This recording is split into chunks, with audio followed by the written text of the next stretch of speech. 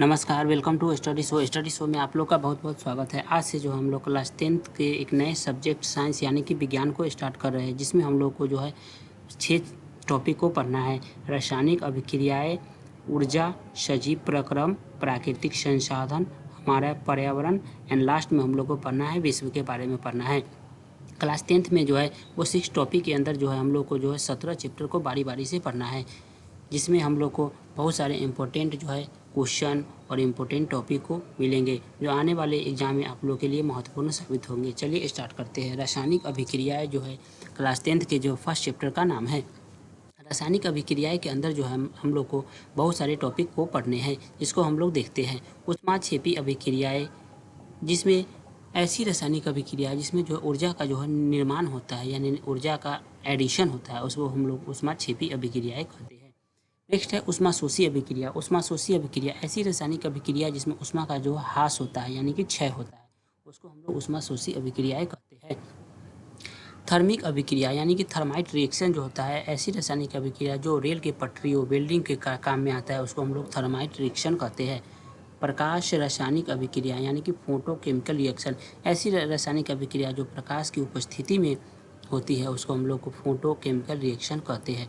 उत्प्रेरक वे पदार्थ होते हैं जो किसी भी रासायनिक अभिक्रिया को या तो स्लो कर देते हैं या फास्ट कर देते हैं, उसको हम लोग उत्प्रेरक कहते हैं। प्रकाश संश्लेषण, फोटोसिंथेसिस कहने का मतलब हुआ कि हरे पौधे प्रकाश की उपस्थिति में जो है वो अपना भोजन का निर्माण करते हैं, उसको हम लोग प्रकाश संश्लेषण कहते हैं।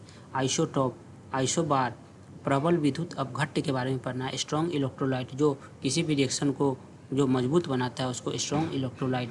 नेक्स्ट है कि दुर्बल विद्युत अपघट्य यानी कि वीक इलेक्ट्रोलाइट।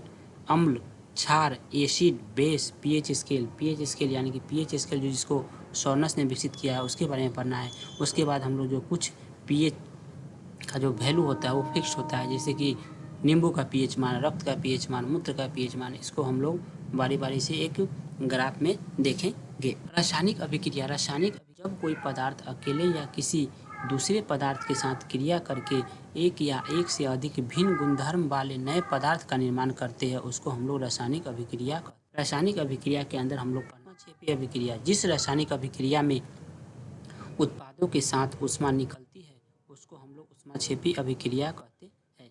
जैसे कि CH4 यानी कि मीथेन को 2O2 यानी ऑक्सीजन के साथ क्रिया कराते हैं, तो कार्बन डाइऑक्साइड के साथ जल और ऊर्जा निकलती है। नेक्स्ट टॉपिक है ऊष्माशोषी अभिक्रिया। जिस रासायनिक अभिक्रिया में ऊष्मा का अवशोषण होता है, उसको हम लोग ऊष्माशोषी अभिक्रिया कहते हैं। आज जो है यहीं पे समाप्त करते हैं। नेक्स्ट वीडियो में हम लोग जो है इसका जो बचा हुआ जो टॉपिक है उसको हम लोग डिस्कस करेंगे। मिलते हैं नेक्स्ट वीडियो में। धन्यवाद।